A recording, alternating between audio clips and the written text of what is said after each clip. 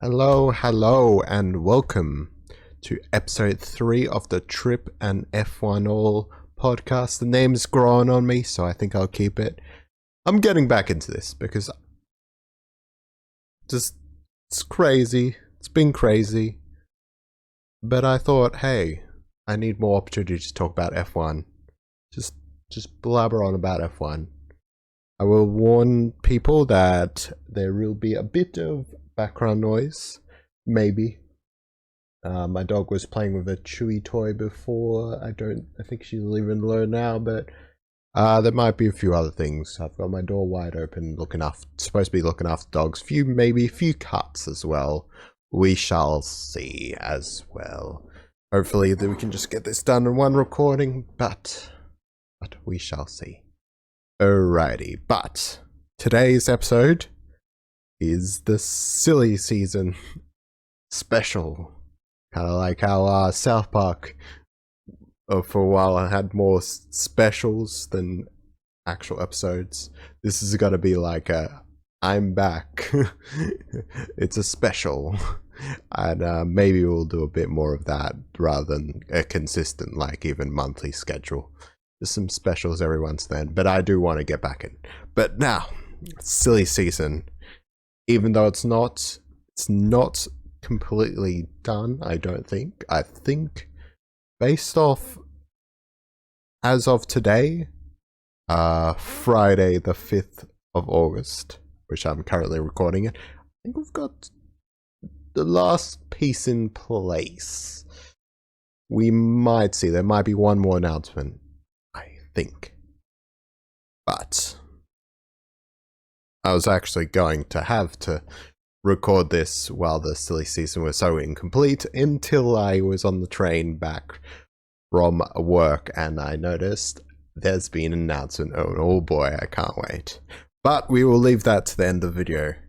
I have had a few people who aren't into F1 saying, ooh, podcast, you know, or ooh, F1 podcast. I feel like this is the episode of my podcast where I will explain a bit in non-F1 terms, I guess. It's a good introductory if you don't know, because this is not about racing at all. Well, it is racing, but it's more about the drama, the dramatic twists and turns of the F1 off-season. Where are people going? And that is what the silly season is all about. Especially what happened to Oscar Piastri. I recommend you tune in even if you're watching this, you don't want to sit through all of it. Tune in for the Oscar Piastri, because I will be giving a bit of a recap on that and how just bizarre it is. So I'll put a timestamp in there in the description or something. But anyways. But we got to start at the start, because the silly season, and I'll probably, for each driver or each team, I'll say within the stakeholders, meaning the driver who's getting replaced, the driver who's coming in, and the team. You know, I'll say, is it good or bad for them? That's how I'll pretty much structure all of these. So the first person that was on the list was Vettel. Because Sebastian Vettel, just like he kicked off the silly season, it was Ferrari in 2020, yeah. He was the first piece, correct me if I'm wrong. He was the first piece in 2020. It was a crazy silly season, crazy off-season. That was a big off-season with a few twists and turns as well, but I'd say this silly season is definitely, I would say, surpassed that already. Maybe they're on the same level. But anyways, Vettel, he was the one who kicked it off. And well, there isn't really too much to say about the whole Vettel situation, but I'll do it honorary. You know, he started it off. Good on him. And I'm sad to hear the news that Vettel is retiring after the season. But honestly, I want to start off with, is this a good move for Vettel? Yes. Part of me wants to say no. Part of me wants to say it's bad. Come on, Vettel, stick in there for another year or two. Aston Martin's going to get good. But then my also view, as you'll hear later on, with Alonso, is that, yeah, I don't think Alonso is going to be winning in that Aston Martin. So I have to be, non-biased and be like, okay, well, let's say my stance is that Aston Martin is not going to do anything. It's not going to do anything. If anything, it might get better. It might get a bit better. So we said that last. If anybody was there in 2021 season, they're saying, well, Aston Martin can only go up after that. No, they went backwards. But how much further can they go backwards? So worst case scenario, they stay the same as they are. Pretty below average, or they get a bit better. They're fighting for 10th place or something, just right in the middle. But yeah, let's just assume they're fighting in the middle. Then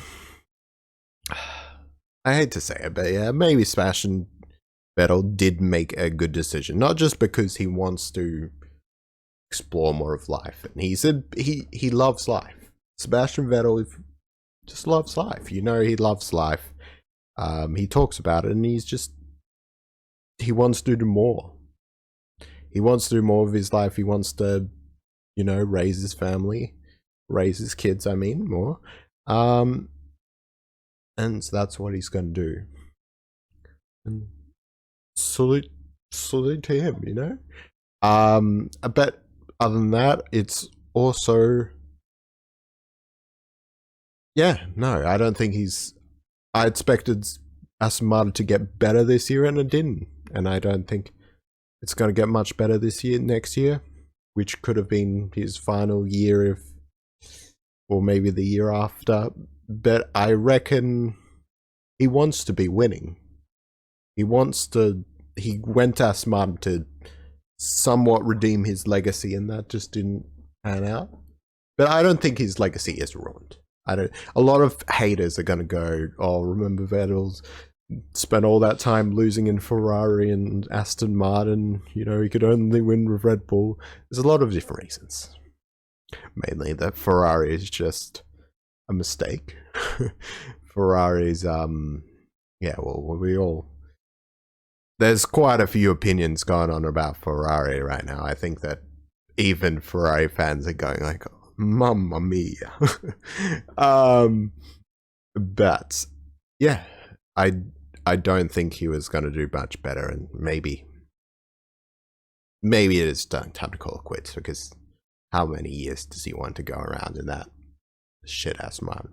In fact, I'm going to make a prediction that Aston Martin never gets to the point they want to be, and in 5 to 10 years' time, Lawrence Stroll just sells off the team again, because it just didn't do anything. They didn't pan out. I think I shouldn't say Lawrence Stroll is all talk, because he's a semi-successful businessman. You have to be somewhat successful to be. But then again, there was a certain other successful businessman that went bankrupt quite a few times. We won't go around saying his name, but if you know something, he's got a tower named after him. Even he was unsuccessful, but he was still pretty rich, pretty successful businessman. So I don't think Lawrence Stroll is all talk, but it's not working for him, and I don't think it's going to work for him. But yeah, so I think this was a good move for Vettel. That's probably the basis of my argument there. Good on him. But I will miss Sebastian Vettel. We really wish we could have him for a few more years. Is this a good move for Aston Martin though? Not that Aston Martin really has a choice in it, but is it good that Vettel retired? Here's the thing. I'm going to say yes. Not because of who they signed to replace him. They got I reckon most people would say they got a bit of an upgrade.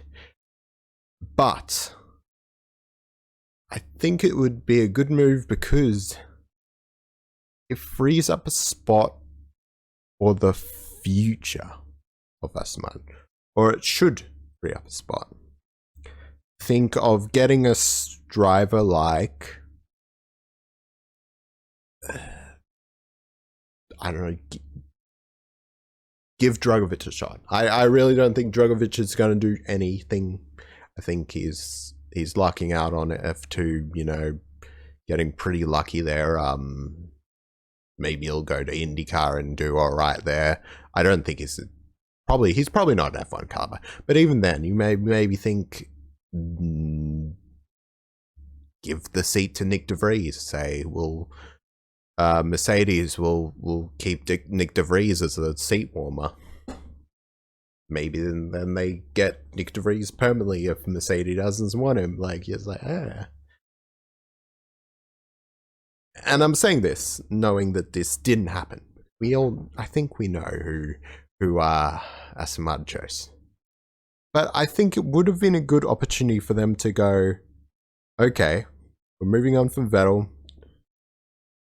We got that traction from Vettel, that original World Driver Championship traction that they wanted, that voice, that image that Vettel brought with him when he came to Aston Martin. I think they've gone past that stage, except for the fact that they think Lance Stroll is the future of Aston Martin, which is a certain point you gotta stop being delusional about your son at some point. You know, I've seen it a lot with like basketball coaches in junior basketball because it's my brother. I think my dog's gonna start playing. I hope they don't start barking and all. We'll see what to do about that. No, but I've seen it with junior basketball because my brother played, and there was all these player coaches that would always put their son in the team, no matter what level they were at, no matter what level the team's level was at, they always put it in. But oh no, they're gonna. Don't mind that. She's okay. It's probably not a good time to. Probably should have just recorded the podcast tomorrow.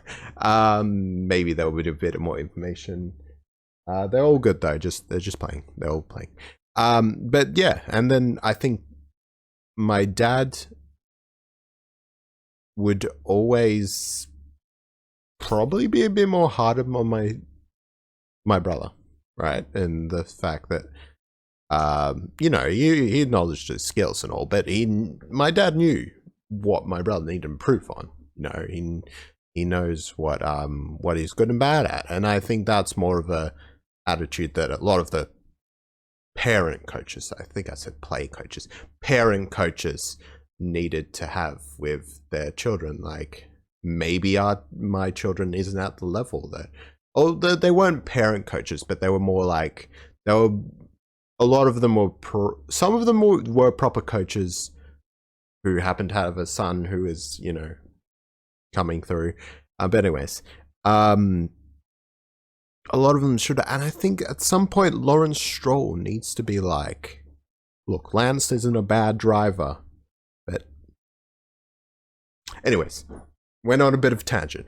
But yeah, I think it would have been good for Aston Martin to get some new fresh blood, a junior driver, maybe not completely junior, but maybe someone young enough. But they didn't do that. Which, sorry. Which, I'm choking up because, you know, dramatic effect. Which brings us to the next person on the list, Fernando Alonso, who signed with Aston Martin, leaving Alpine, of course. I'll start off with Aston Martin because we were talking about this. Is Alonso a good move for Aston Martin? Like I said, I think they should have gone for someone a bit younger. I really do. I kind of get this. We need someone with World Driver Championship experience in our team, but at some point you also got to go, we need someone who will be competitive for us. They got to think, if they're still going with a 5-year time schedule and maybe 3 years time they think they'll be competitive, then maybe you need someone who will be competitive in 3 years, not someone who's about to retire in 3 years. So with Alonso, Aston Martin, I think Aston Martin they made a good choice, but not the best choice. I think this is good for Aston Martin to have someone competitive, because if they have a good car, I think Alonso can win. I don't think they will have a good car, but I think I've gone on the record and saying I think Alonso could win his 3rd championship. And that was before I saw what he did this year.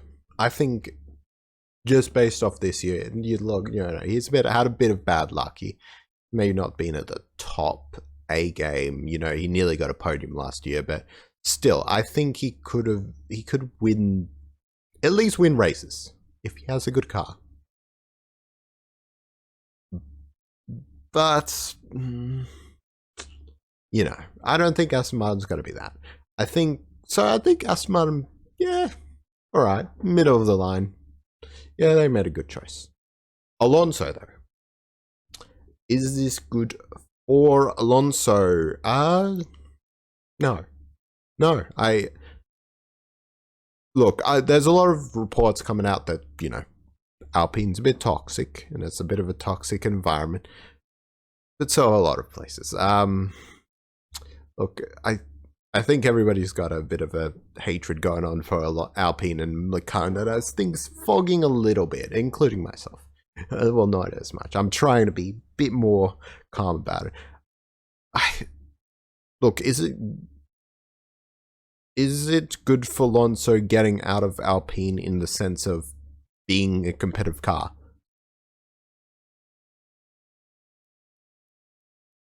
Sorry, I just had something. I don't think so.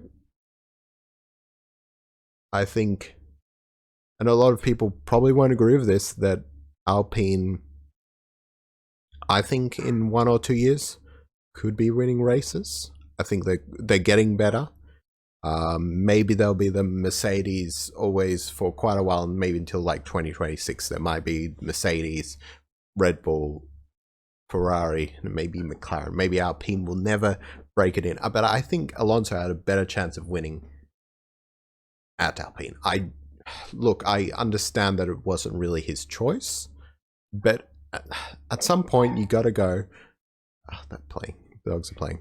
I don't know how much you can hear. At some point, if you're Alonso, you got to accept that 1-year deal. You got to go, give me a 1-year deal. I'll prove what I'm worth. And then Oscar Piastri does Oscar Piastri things. But we know what. There's a bit more about Oscar Piastri. They might have lost him anyways. So at some point, Alonso got to be like, my best chance of winning is here. I think Alonso's just too stubborn, He's got to be like, give me the 1 year, I'll prove myself. If he doesn't, maybe there's another spot at Aston Martin. Maybe Hulkenberg's out the door in this alternate reality where Alonso did not sign with Aston Martin. 1+1 deal. 1 year option or something. I don't know. I don't think Alonso made the right decision, and apart from the fact that maybe it might not have been his choice. But for Alpine, obviously, Alpine, is it good for Alpine though?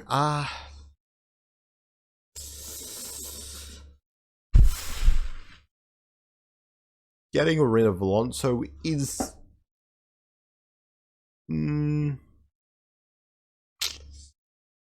it's good in the sense that maybe Alonso is still quite at such a, not toxic. I think he's got a bit better, but he's definitely got he's a personality. He's not great for chemistry, I don't think.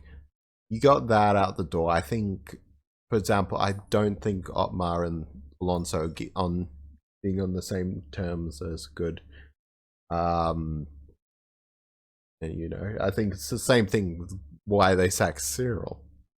The old Renault boss, they just didn't see eye to eye, and I didn't like that. I really didn't like that, as in that Alonso's like, this guy doesn't like me, Renault, fire him.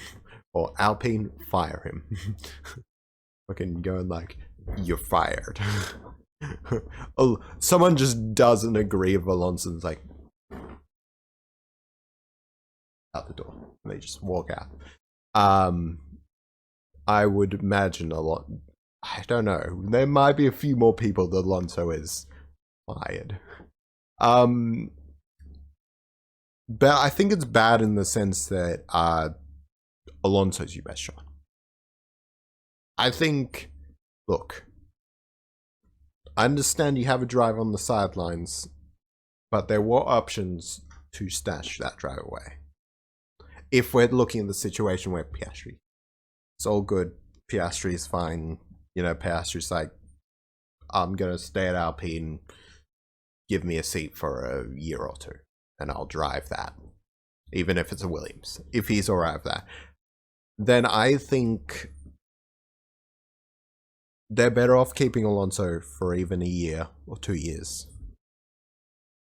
Keep him there, because that's your best chance at winning the championship right now. Because after 2026, you don't know, because that's when Piastri's probably window of championship contention is open.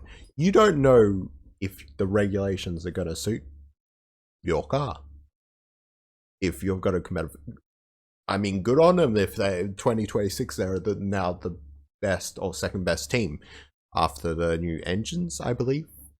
Mostly new engines, new fuel, something like that. But it's a big regulation change to 2026. That's what I'm saying. Good on them, but I think at this point, Alpine do have fourth or fifth best car, and I think they could go on their way to be the third, second, maybe first. First is a stretch. But if you have a talent like Alonso in that car, you're winning races. You know, you might say, oh, Ocon could win races. I think Alonso is just still way better than Ocon, which is crazy. He's 40. Alonso's 41, turning 42. Did he just turn 40? Whatever.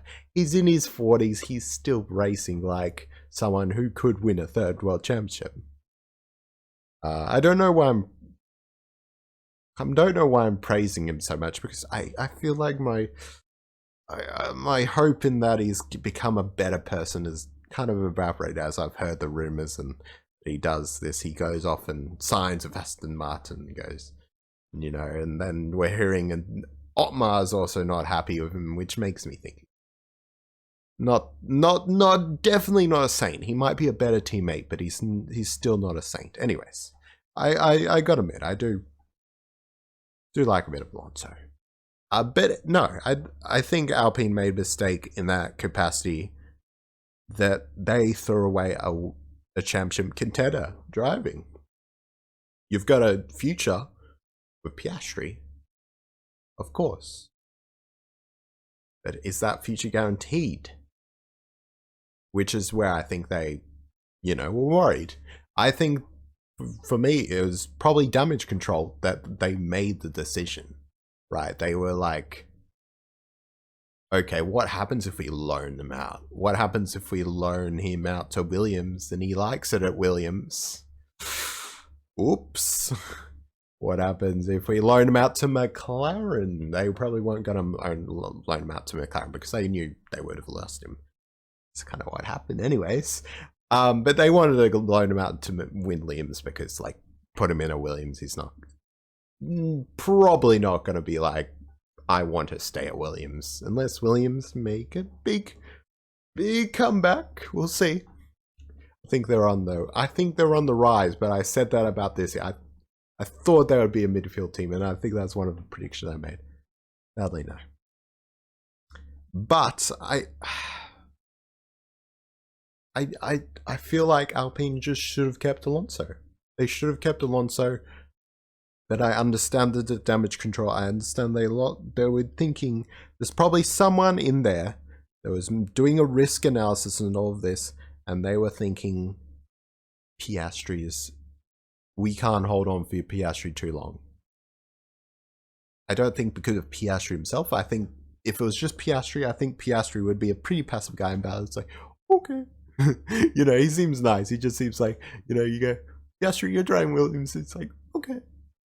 2023, 2024. So, but when you have Mark Webber as his management, who's a bit of a more of assertive character, I think you do get that maybe we're not going to deal with this shit. You know, I don't think a lot of this is Piastri. The drama with Piastri is Piastri. It's more Mark Webber's influence, but I think it's probably a combination of the two. But I think Mark Webber's getting in Piastri's ear, and he's like, you know, you're right. But I don't think Piastri would be usually that assertive. You know, he's being encouraged. I think he's being encouraged by Webber. Webber's, I think, teaching him a few things that I think he definitely is. But anyways, it's damage control. Someone's done a risk analysis, said, we loan Piastri out, we might lose him.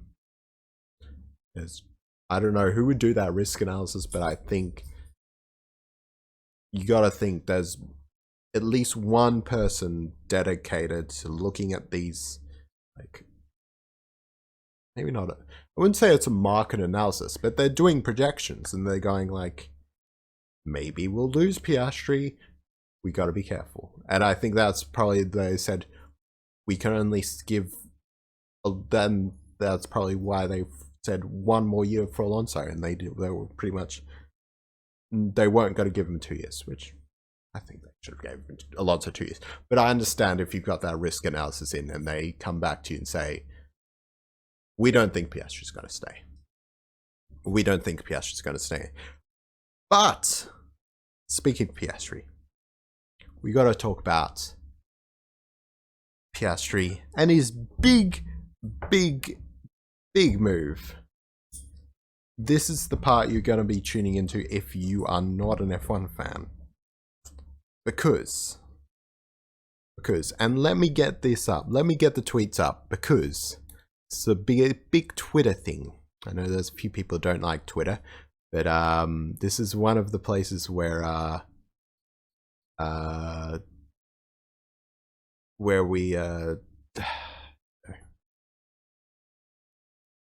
where Twitter's just been crazy.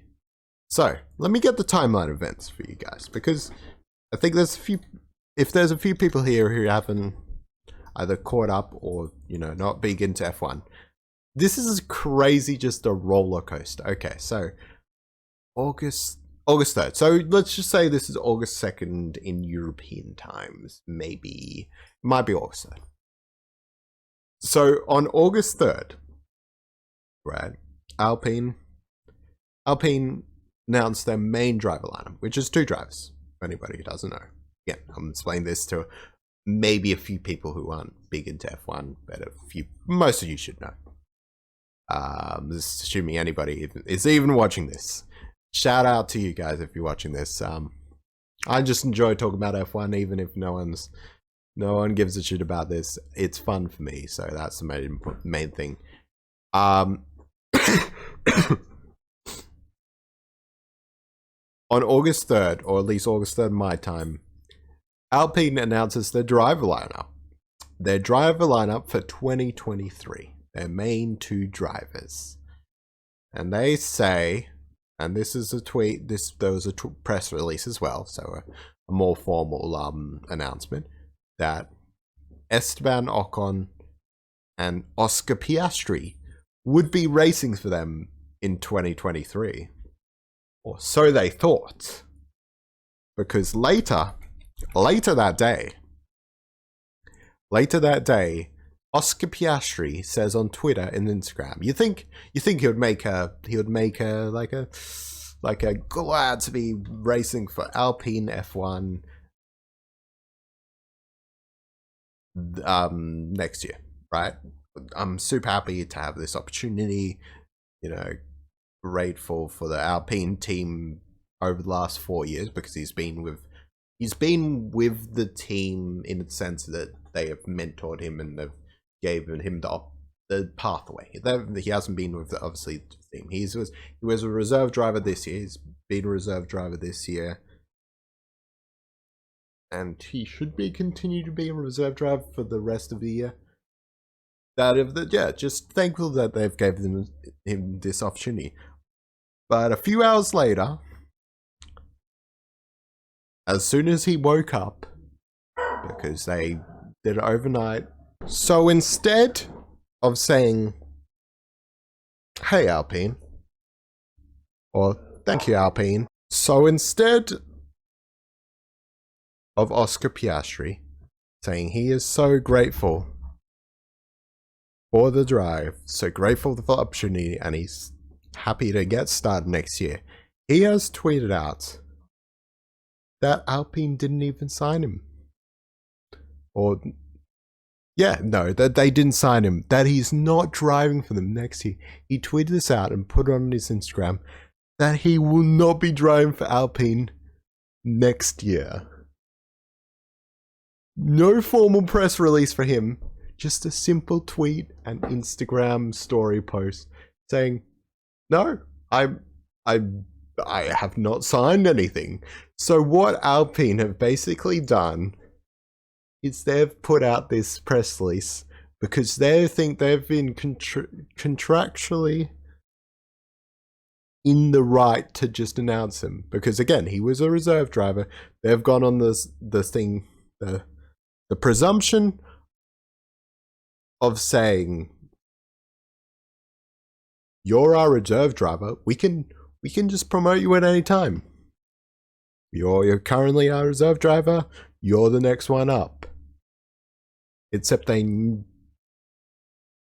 almost, I don't think that was the full truth. That's not even the full truth. That's their legal stance. That's a legal stance. That's a stance they would give to the FIA, the governing body of, most racing associations, leagues, do you say? I don't know. Basically, they part of their job is they do govern F1. That would be their stance. But they knew, Alpine didn't know, that Oscar was potentially getting poached. And that's what Oscar was doing. That's what was happening with Oscar, because Oscar Piastri and his manager, Mark Webber, former Australian race driver, Sebastian Vettel's teammate. But the irony, Sebastian Vettel, Mark Webber, I put all sorts of trouble this F1 off season. They have been negotiating, apparently, with McLaren. And we got the update, I think, today. Again, August 5th, I believe it is. August 5th. That he will be driving for McLaren next year. How that works, we don't know. But that is the basis. Now, my opinion. Is losing Piastri good for Alpine? No, this is pretty bad. This is pretty bad. You lost your championship contender. You lost your future. The one good, the maybe bright side, but again, there's not many bright sides, is you can look for other drivers now. You can start looking at, say, Daniel Ricciardo, who possibly doesn't have a job anymore. Or he has a job, but he's not currently liking his job because the car he's supposed to be driving is going to be drove by Oscar Piastri instead. So, yeah. bit of a tricky kind of scenario for, you know, everybody. But yeah, again, most of you guys know.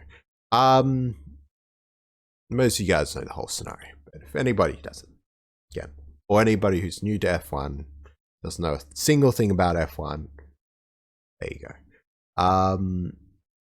I think what is a good outcome in this, because I don't want to purely say, oh, it's bad, because I think that's what everybody's gonna say. Alpine screwed, you know,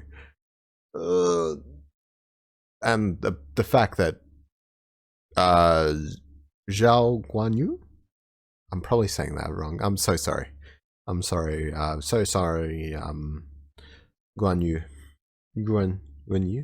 I'm sorry, dude. I'm sorry. I've heard this name so many times, but you know.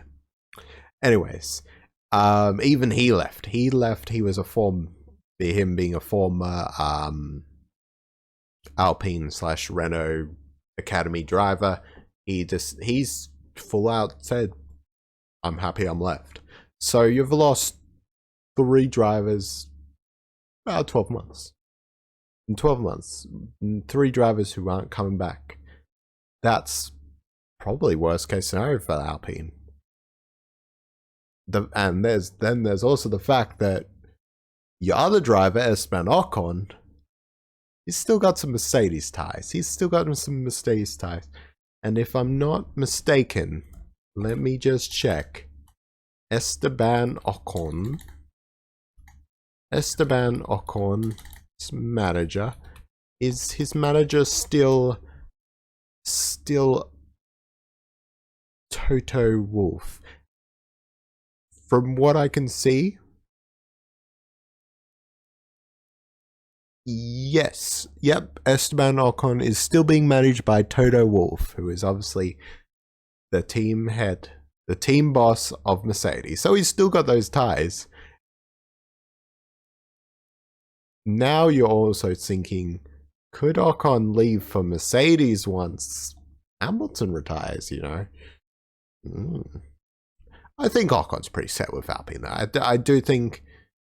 I think maybe a few years ago, if you gave Ocon that opportunity to go to Mercedes, he would probably take it. He still when he was still fairly new to Renault, Alpine, you know, and then he still had those close Mercedes types. I think he's been in the team long enough that he probably won't leave.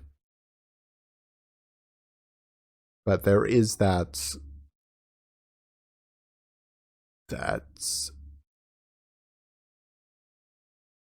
avenue. Not avenue, sorry, I just hear something. I might go check it out in a bit. But so then you've got another driver that could leave. I think Alpine have still got some solid drivers in their back pocket. I think if I'm not mistaken, Jack Doohan, another good Aussie driver, probably not ready yet. Yeah, he is. He's in Alpine. He's currently in Alpine. He might change his mind on being an Alpine Academy driver. He could possibly, you know, never know. Maybe. He's doing all right. He's not ready yet, but I think he's a solid driver who could get the call up. But still, you've lost Piastri, who, unless he's a complete bust, I think Piastri is a future world driver. He's a future champion. I think he's a future champion. It's too early to tell if he's a generational talent. I think him, Mick Schumacher, maybe Teo Pourchaire if he ever gets a spot in F1. I think they'll all be kind of fighting, and then it'll be kind of one of them will be the generation talent. But Mick Schumacher hasn't really impressed enough to say. I would say he's probably the generation talent, but there's not enough proof. So for now, you got to assume that Oscar Piastri, if he does as well as he did in F2 and F3 and wasn't F4, it was some other series. you've lost him. And it's funny that there's all this Alpine hate that they've just gone so downhill. They've just gone so. I think people are getting a bit overly angry at Alpine. Obviously they've been pretty shit, and honestly, that gets on my nerves a little. Like announcing a driver that you haven't truly signed. Like they'll go the stance of, oh, we assumed we had him under contract, that he was a reserve driver until the end of 2023, so we can just, promote him. But they know they were doing that. They were doing that to force Piastri's hand. Like they thought they were just gonna go. So Piastri's gonna go. Guess I'm gonna drive for Alpine next year, or he would go like, ooh, I always wanted to drive for Alpine. Yeah, I wanna drive, and completely abandon his other contract, which people have been saying he has been announced. Again, we haven't had a formal. I don't think we've had a formal announcement of it yet. Well, we should be close. We should be close, I would say.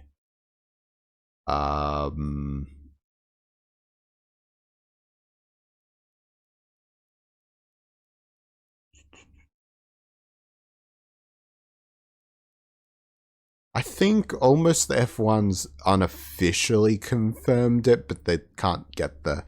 I don't think even McLaren's put out a press release, but it's been leaked that basically that they are.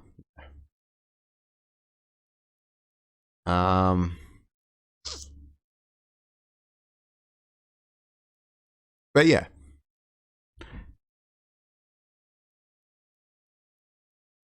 This is pretty bad for Alpine, basically, is what I'm saying. Is this a good move for Oscar Piastri, though? For him to leave Alpine and go to McLaren? Probably yes, if Alonso was getting signed to Alpine. Like, how much longer can you stay on the sidelines waiting for Alpine or Alonso to retire? I think it would have been good for him to drive a McLaren, but I don't think it's his best option, and I think he probably couldn't back out of it. But if he did have the option, I think he should choose Alpine. Maybe McLaren are gonna bounce back. Sorry, just distracted. My dog's playing. Maybe they will bounce back. I don't think they're as competitive as Alpine right now. I think Alpine has got the upper hand, but I will admit, Alpine, I don't know. I will admit it could probably go either way, so it's maybe more moving sideways than up or down. But I still have faith that Alpine's gonna probably be better than McLaren the next few years. I could be wrong. I could be completely disproved. There's that reason why it's probably not the best move. The other thing is being teamed up with Norris. Either way he goes, like, he probably would be the second driver. But I think even getting, sitting next to Ocon, you wouldn't be the second driver for too long, or you would be the future. You would be Alpine's future. And saying it's so much that Ocon might be even a little bit pissed off that he's being a bit sidelined. He's like, and maybe there's reason for him to go to Mercedes that next year. Then you could have had an Oscar Piastri and Jack Doohan driver lineup in 2024 if Jack Doohan was ready, full Aussie lineup, as a French team with a full Aussie driver lineup. That would be good to see. But that didn't happen. According, assuming this is, I think this is 90% confirmed. He's going to McLaren.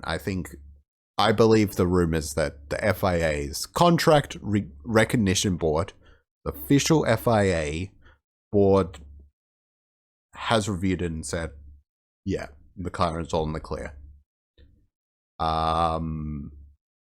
Which means also that he has signed a contract with McLaren, because they can't just be saying hypothetically he could drive for McLaren. No, they're reviewing the McLaren contract and saying yes, it's all good. So anyways, what more is this? I could be wrong, but I don't think this is the best chance for him, because again, oh, that's what I was saying. Norris, right, of course. Sitting against Norris, you gotta think McLaren's future is Norris. Where does Piastri sit in there?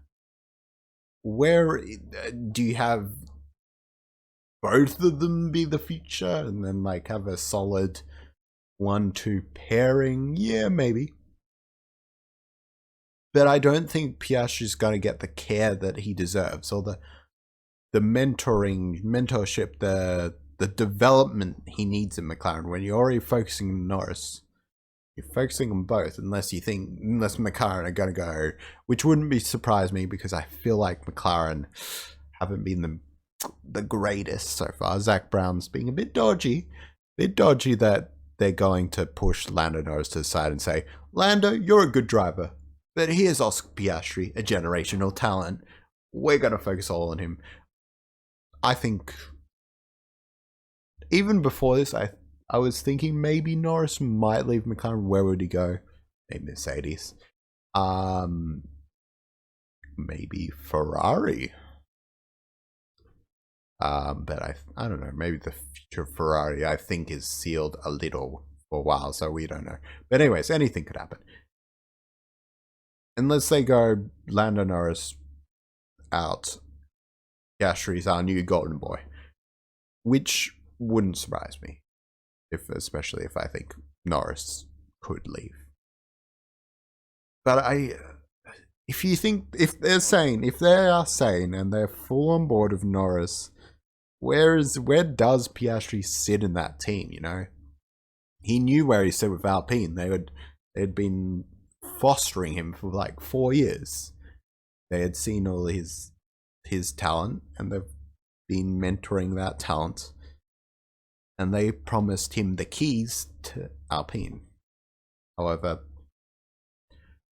on the other hand, same reason Alonso left, and same reason Zhao, I think I said a bit better this time, left, was that maybe it wasn't the best environment. But I'm getting the feeling a lot of places aren't the best environment. You know, you hear them Red Bull's got a toxic driver academy, which I'd agree with. Even as a Red Bull, I don't think it's as bad as some people say, but I think it is a bit ruthless.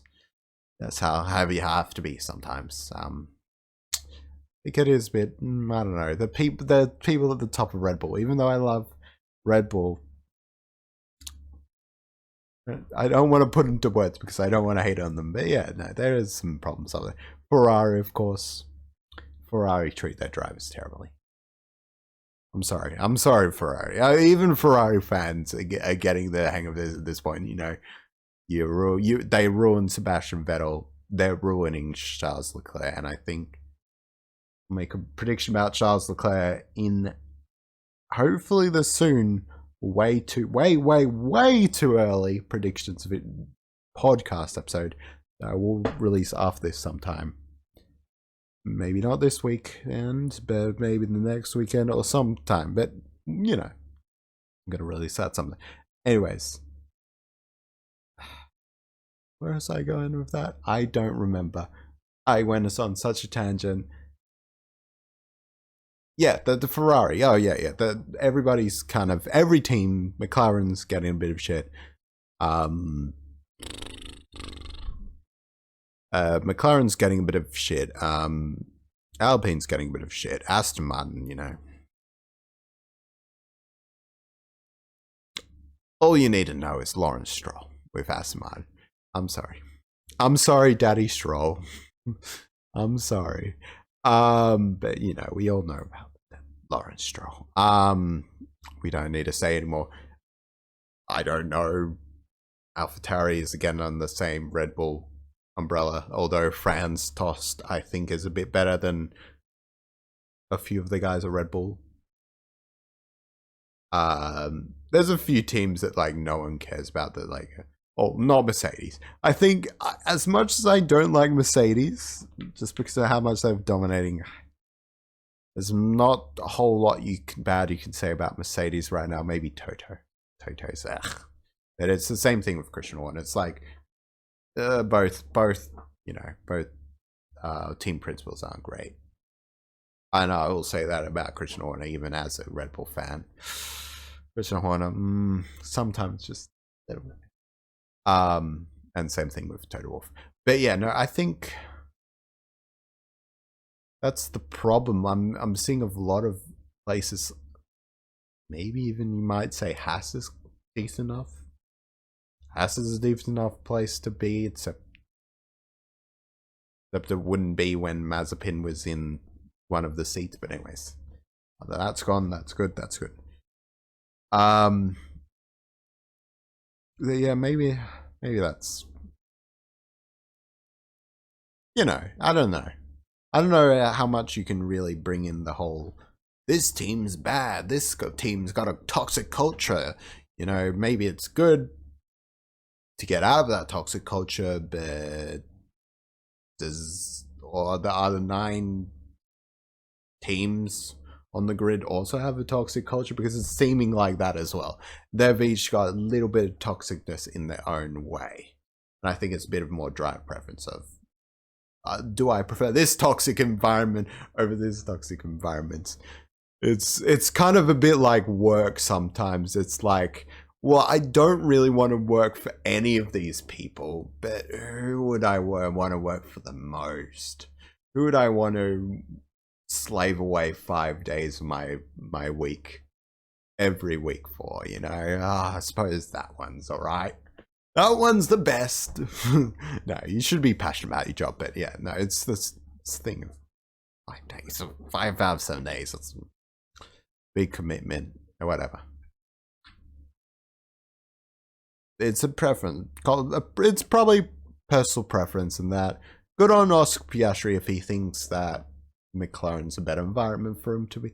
I'm not going to take the stance that, oh, shame on Piastri for leaving the team that, fostered him for 4 years, gave him this opportunity and blah, blah, blah.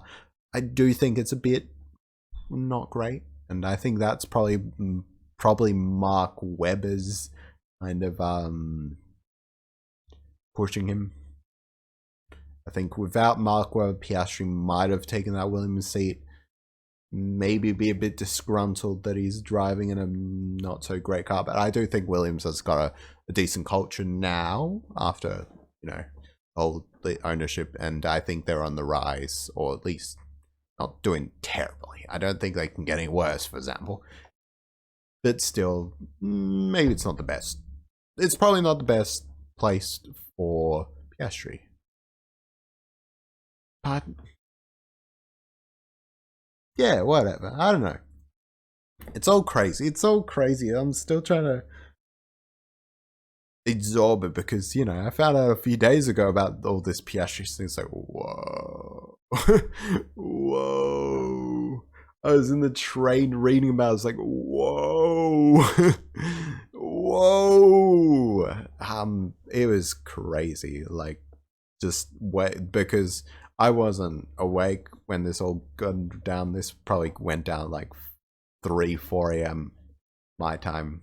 I'm not awake at that time anymore. I might have been awake like at that time last year, but schedule change because I'm working out. Whatever. Again, rambling. I don't know. I really 50-50 on whether this is a good decision for Piastri. We'll see. I don't think he's wronged Alpine, but it is a bit of a, I don't know about that. Like, you gotta be like, it's kind of like the difference between parents who cared for you who are shit and they've, you know, done some things.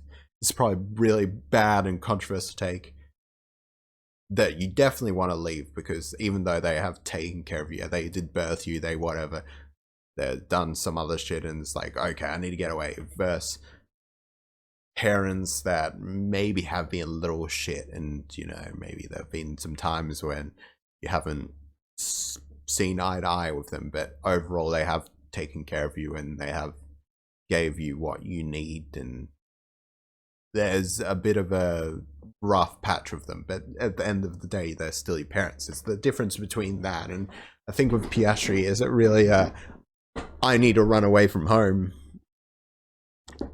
even though they've cared for me, blah blah, they're doing this thing. I don't know, I could, you know, probably make it a little bit more controversial on why they would need to leave. Versus don't see eye to eye. Sometimes something like maybe they praise my brother a bit more than me, or my sibling more than me, but they do take care of me, they do love me at the end of the day, blah blah. Oh yeah, versus one where it's like they don't love me, they've been taking care of me out of obligation. Versus they're alright, but they do love me. You know, and I think it's that kind of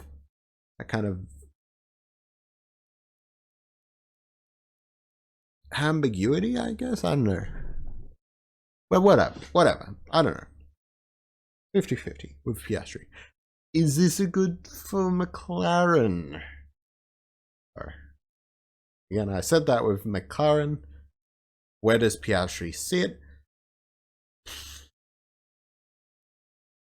We look at that and we're going like, well, it's never a terrible idea to have two decent drivers, and Piastri probably won't be super great as soon as he comes in. He's had 1 year off F2 and F1's big gap, and I think Norris will still have the advantage over him. But if you think maybe 2-3 years time, they'll both be pretty good. They're still both in the team. It's never a terrible idea unless you're competing for a championship. Then you get a Lewis Hamilton, Nico Rosberg thing going on. The whole two great drivers who might be not seeing eye to eye because they're stealing each other's points and crashing into each other and preventing each other from maybe winning the championship, and there's a bit of bad blood. But other than that, there isn't bad. I do think it's weird that, I don't know. But is this an upgrade over Ricciardo? Yes. Piastri should be more consistent with Ricciardo. I would be on more on the take of Ricciardo. Yeah, sure, he's not consistent, but he's also been screwed over a bit in some of his race. I read a Twitter thread on all the times that Ricciardo's maybe not done the best, or all the races this year up to a certain point. I don't think I've seen the thread lately. It's probably been a bit updated to include more of the recent ones where it's like, okay, maybe he didn't have the results, but here's his qualifying pace, here's his gap to teammate, here's the fact that he had a bad pit stop, blah blah. And it's like, okay, maybe there isn't a biggest gap. I do think though that Ricciardo doesn't have that. He doesn't have that consistency in McLaren. I'll be happy to see him in Alpine, where I think he'll be a bit more comfortable. I'm not a huge Ricciardo fan, but he's a nice guy. You want to see him do well. I think Piastri will definitely be a bit more consistent. Piastri, hopefully the car suits Piastri. And it's just not Norris, you know, miles ahead of Piastri or something, because Piastri just can't get in the hang of.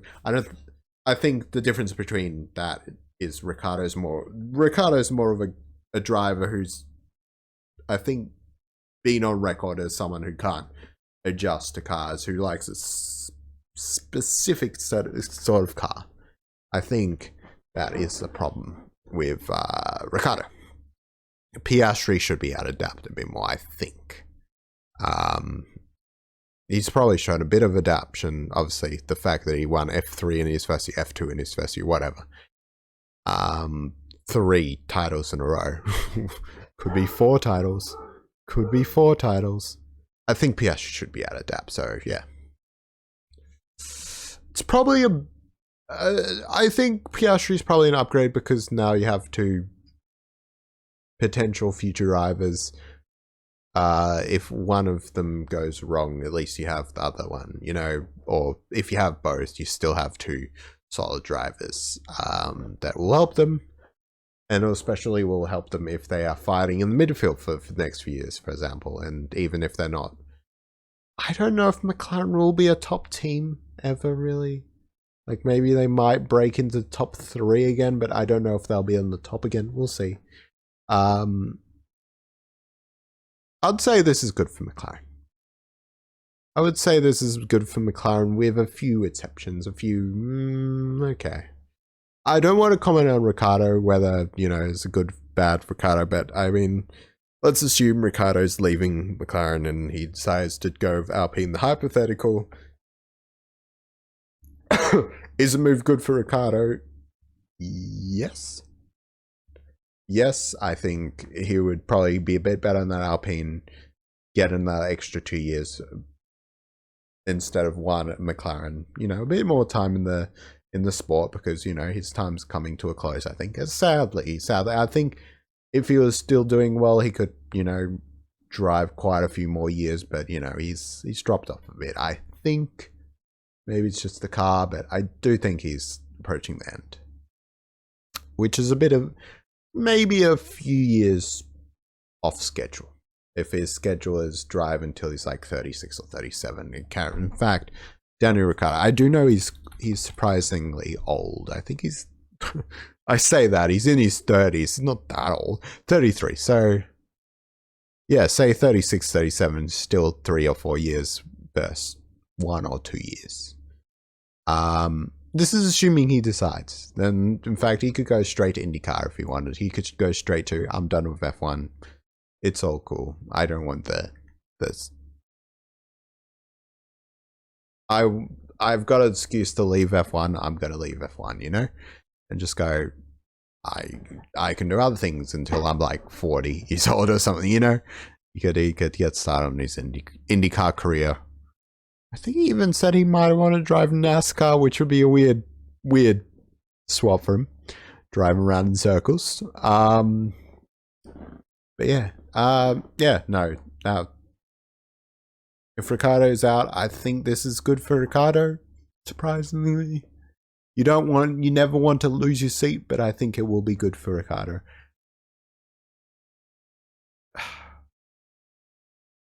Would this be good for McLaren? Yeah, I've talked about that. I think Piastri is a bit better than Ricciardo. Ricciardo is approaching the end of his career. Piastri is at the start. Piastri is probably got to be a bit more consistent, but he might need a little bit of time considering hasn't fully raced for a year. You know, he's been in the simulator, the Alpine simulator. He's been a reserve driver, but he hasn't done too much work for about a year. But he will have an opportunity, I think, in a few races times. He'll be driving in free practice 1 in one of them. I don't think Belgium, maybe Belgium, but we'll see. I don't even know if Alpine would do that. Would Alpine go, well, you didn't sign with us, you're a reserve driver, but still, we're not going to give you the drive. They're going to chuck a hissy fit and go, nope. Hey, Jack Doohan, you want to drive? And then Piastri just sitting there like, maybe McLaren would give him a drive, but then again, they would have to like negotiate, and then I don't think Alpine and McLaren are going to be on the best terms for a while. I did think that it was strange that they did loan him out to McLaren. I thought, I don't know if you should be potentially loaning him out, or they were saying Piastri would step in case of COVID. You know, Lando or Daniel got COVID and McLaren, and we nearly had a situation, but then someone got better. I think it was it Ricciardo? I don't think.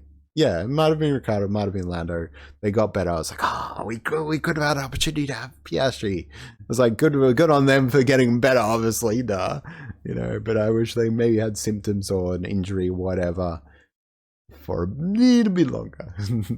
You don't want to wish a good ill intent, but you know. Where was I? Where was I? God, sorry, it's been a week of work and just I'm lost. It's been a long week. Yeah. Is losing Ricardo good for McLaren? Yeah. Yeah. Well, not losing, but choosing to, you know, kick him out the door. I think it's good. I don't think the way they did it was great. The fact that they, you know, they said they weren't even being honest with Ricardo and so that they were looking at their options, right? They both said Ricardo's staying till the end of 2023. Now it's looking like unless it's like, oh yeah, McLaren, yeah, he's staying with McLaren as a reserve driver. I don't think this is what they, you know, agreed upon, and that they have this united stance that's saying my immediate future is in safe hands because I'm going to be driving with McLaren till the end of 2023. I don't like that they went back on their word. I'm not as angry as some people are. Some people are like, oh, you really did Ricciardo wrong, you know. Screw you guys, you treated Daniel Ricciardo like shit. It is a bit of it's a bit dodgy, especially when you consider Zach Brown's recruited so many people for that second seat. That second seat that, you know, I love the memes about how many the whole Piastri just signed to every team. 2 Piastris in each team except Aston Martin, which has got 1 Piastri, 1 Alonso for 2023, and the one with McLaren where it's just got Michael Massey, Daniel Ricciardo, Lando Norris, Oscar Piastri, Rosenquist or something. The IndyCar drivers, you've also got Max Verstappen's in there as well, while he's also driving the Red Bull. And you've got like 12 people in that driving in from McLaren. 2 cars, 12 people. Shouldn't be a problem. The memes have been great. I've so enjoyed that. Twitter and everybody's reaction, Reddit's reaction, just the whole internet's reaction. Loved the fake announcement of we're signing Oscar Piastri as well. Anyways. But yeah. I don't like the way they did it, obviously, and the way that they kind of probably tossed Ricciardo to the side, going, here's our new golden boy. Daniel who? Do I know you? Zach Brown's just gonna pretend he like has no idea who Daniel Ricciardo is. Like, why is that guy sitting on our car? It would be interesting though if Piastri got that seat even before that. Daniel Ricciardo just decided, I'm going to Alpine midway through the season, and Oscar Piastri like, I'm going to McLaren halfway through the season, and we just had like a mid-season. I think we were on the way to having that with Latifi. Again, they said that Williams are like, we're going to honor our contract, but I really wish they had gotten like put Oscar Piastri in that car, in the Williams car, so we at least we have to wait so long for him to drive. It's so annoying. But anyways, what can you do? But yeah. Now let's say Ricciardo does sign with Alpine, and I'm taking a bit longer with this. I think that's good for him. I've already talked about it. I think he would probably be better off in that. As long as the car hasn't changed too much, I think he would be better in that car. I think he might be a bit closer to beating Ocon. I think when you look at Lando Norris versus Ocon, Norris is way better. Like I feel like maybe Ocon is a bit underrated, but at the same time, I just really don't see him doing much.